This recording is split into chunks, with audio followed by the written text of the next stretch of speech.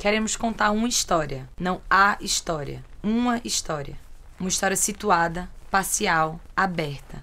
Uma história que mostra que a história não anda só para frente. Ela não é uma linha reta. Ela tem avanços e retrocessos, dá voltas.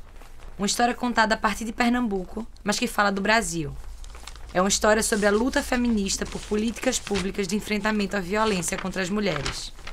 Essa história começa quando nós feministas nos perguntamos: por que o mundo trata a desigualdade entre homens e mulheres, incluindo a violência que os homens cometem contra nós, como uma coisa natural? Essa pergunta é o ponto de partida para posicionar nós feministas como sujeitos da história da luta pelo fim da violência contra as mulheres. Construir essa memória revela questões que foram deixadas de fora da política, da cultura e da sociedade. Construir essa memória abre um espaço de liberdade em relação ao conhecimento tradicional. Aqui, queremos justamente romper com essa ordem e recuperar a desordem das memórias coletivas, que são marcadas por contradições e incompletudes, mas também por muita luta. A violência contra nós mulheres está relacionada ao patriarcado. Mas que danado é isso? É um sistema de estruturas e práticas sociais em que os homens dominam, oprimem e exploram as mulheres. Ele toma as diferenças entre homens e mulheres como base para construir as desigualdades e justificá-las como naturais. Algo que nasce conosco, que se deve à biologia ou a alguma força maior.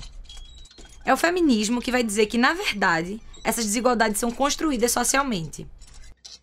Então, a noção de patriarcado também pode ser usada para pensar a situação das pessoas não binárias e transexuais. Então, voltando ao nosso ponto, a violência tanto é um produto do patriarcado, quanto é uma forma de garantir que ele continue existindo. Por isso, a gente pode dizer que os homens cometem violência porque se sentem mais poderosos que as mulheres, já que aprenderam isso ao longo do tempo, e que eles usam dessa violência para manter esse poder que aprenderam a ter sobre nós.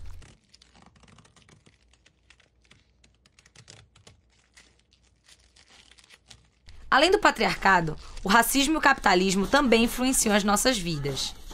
Por isso, a desigualdade entre nós mulheres, e isso tem consequências na maneira como a violência chega até nós e nas nossas possibilidades de romper com ela. E mesmo que isso venha sendo dito há muito tempo pelas feministas negras, lésbicas, latinas e populares, é urgente trazer essa discussão para o centro do debate.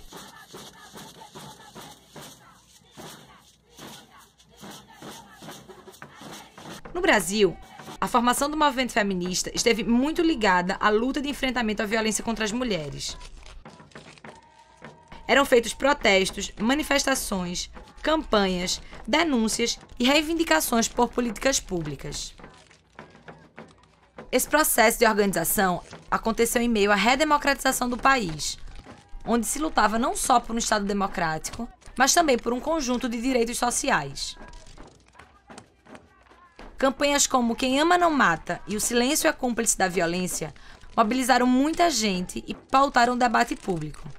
Era importante convencer a sociedade que a violência contra as mulheres era um problema, era algo a ser enfrentado. Mas além de convencer a sociedade, era preciso convencer o Estado de que era sua responsabilidade enfrentar as desigualdades entre homens e mulheres. Chamamos isso de politização da violência contra as mulheres. O trabalho de tirar a violência do espaço privado, de algo que é somente pessoal, e colocar a violência no espaço público para que seja tratada como uma questão política.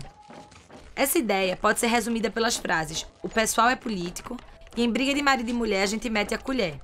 O esforço era para garantir direitos através das políticas públicas como forma de construir uma verdadeira democracia.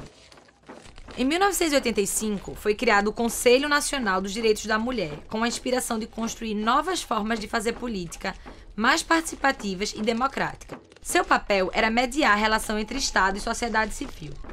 Nesse período, as feministas estiveram fortemente envolvidas no processo constituinte, com a campanha Constituinte pra Valer tem que ter palavra de mulher. Grande parte das propostas apresentadas foram aprovadas e incluídas na nova carta, e muitas dessas propostas diziam respeito à questão da violência contra as mulheres.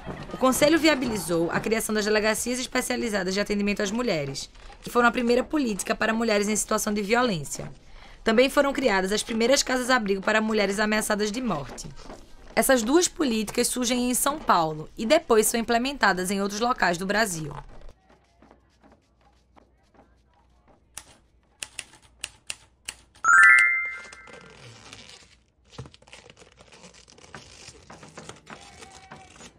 Em 1995, aconteceu a Conferência Mundial das Mulheres em Beijing. Ela influenciou muito o processo de construção de uma agenda de políticas públicas para as mulheres em diversas áreas. Foi nesse contexto que surgiu a Articulação de Mulheres Brasileiras, a AMB. A partir de 1997, a violência contra as mulheres passou a ser compreendida também como uma questão de saúde pública, e foram criados vários serviços de referência nos hospitais e ambulatórios para atender e identificar situações de violência. Em 2003, foi implementada a notificação compulsória dos casos de violência contra as mulheres atendidas nos serviços de saúde.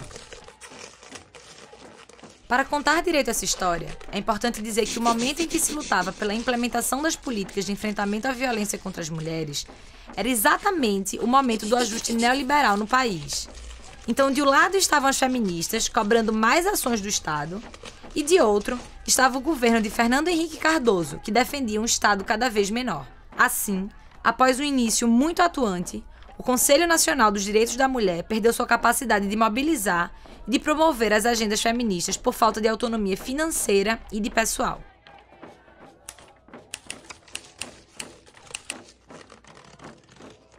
Ao perceberem a fragilidade dos organismos de políticas para as mulheres, os movimentos feministas passaram a cobrar avanços mais estruturais. Em 2002, o Brasil elegeu seu primeiro presidente de esquerda, Luiz Inácio Lula da Silva, do Partido dos Trabalhadores. Sua eleição teve amplo apoio dos movimentos sociais, incluindo o movimento feminista. Ao assumir, o governo criou a Secretaria de Política para as Mulheres, que tinha status de ministério. No nível local, esse período foi de muita atuação dos movimentos feministas, com destaque para o Fórum de Mulheres de Pernambuco, que pressionou o então candidato a prefeito do Recife, João Paulo, do PT, a criar o primeiro organismo de política para as mulheres do município. Com a sua vitória e diante da intensa mobilização social, em 2001, foi criada a Coordenadoria da Mulher do Recife. Em 2010, ela se torna Secretaria Especial da Mulher e somente em 2013 perde seu caráter excepcional. Também em 2001 foi criado o Serviço de Referência para Mulheres Vítimas de Violência Sexual, Vilma Lessa, na capital pernambucana. Em 2002, foi criado o Centro de Referência Clarice Lispector, o primeiro do estado, também na capital. O ano não é preciso, mas nesse período, através da Prefeitura do Recife, foi criada a Casa Abrigo Sempre Viva. Em 2007, começou o processo de estadualização e ampliação da política de abrigamento em Pernambuco. De novo no nível nacional, nos anos de 2004, 2007, 2011 e 2016, foram realizadas as Conferências Nacionais de Política para as Mulheres. A partir delas, foram construídos vários documentos propondo a implementação de políticas públicas para as mulheres, incluindo políticas de enfrentamento à violência. Em 2004, foi lançada a Política Nacional de Enfrentamento à Violência contra as Mulheres, mas ela só foi implementada em 2007, com o lançamento do Pacto Nacional de Enfrentamento à Violência contra as Mulheres. Em 2005, foi implementada a Central 180 de Atendimento à Mulher, uma central telefônica para receber denúncias e orientar as mulheres em situação de violência. Um marco muito importante nessa luta foi a Lei nº 11.340 de 2006, conhecida como Lei Maria da Penha. Ela foi considerada uma legislação inovadora porque envolveu vários setores da sociedade na sua elaboração e porque nomeava a violência contra as mulheres, especificava os tipos de violência existentes, previa a criação de juizados de violência doméstica e familiar contra a mulher e criava mecanismos de prevenção, assistência e proteção à mulher, como as medidas protetivas de urgência. Voltando para o nível local, no ano de 2006, o Fórum de Mulheres de Pernambuco fazia todos os meses vigílias em memória das mulheres vítimas de violência, como forma de cobrar do Estado respostas para esse problema. Também nesse período, véspera de segundo turno das eleições para governador, os movimentos feministas se organizaram para pressionar o então candidato Eduardo Campos, do PSB, a assumir o compromisso de criar um organismo estadual de política para as mulheres. Com a sua vitória em 2007, foi criada a Secretaria Especial da Mulher de Pernambuco, que só em 2011 perdeu seu caráter excepcional. Nesse período, foi criado pelo SOS Corpo o Observatório Feminista da Violência contra as Mulheres, para monitorar os casos, já que naquela época não havia um registro preciso desse tipo de violência. Em 2013, foi instaurada uma comissão parlamentar mista de inquérito para investigar a violência contra as mulheres. Com base nela, surgiu a Lei 13.104 de 2015, conhecida como Lei do Feminicídio.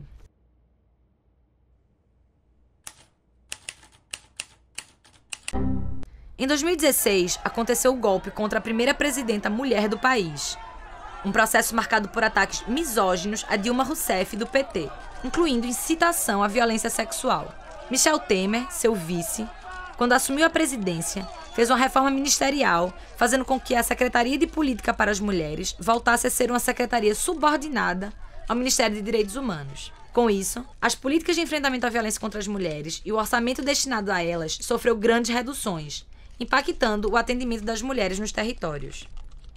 Os movimentos, por sua vez, foram convocados a estar nas ruas fazendo resistência ao golpe e à perda de direitos que ele provocou.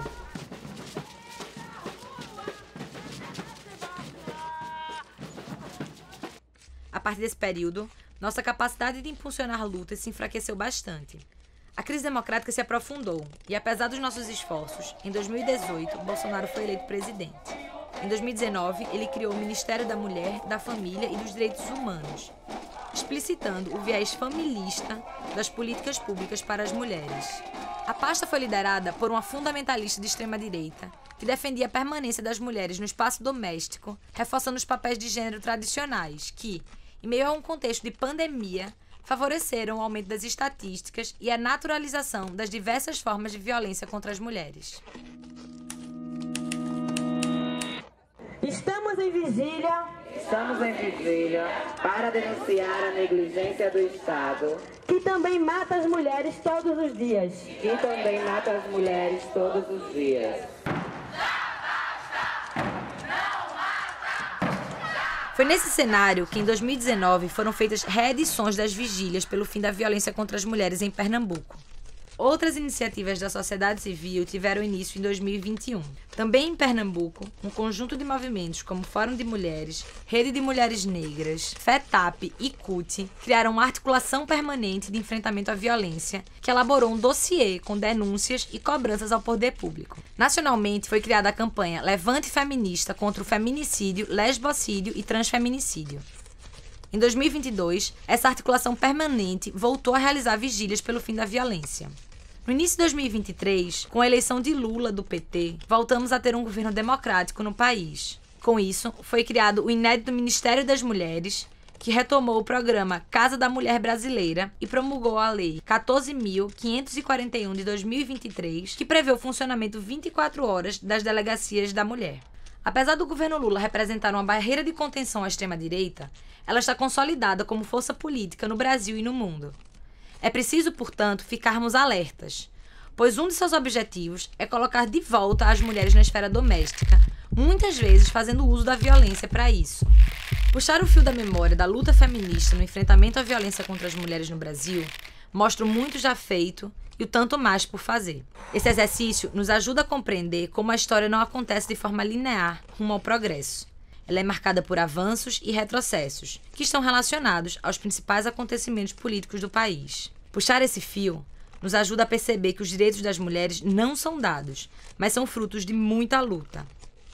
Fazer o exercício de contar uma história é voltar ao passado para recuperar as lutas populares como centelhas de esperança neste momento do mundo em que parecem faltar alternativas.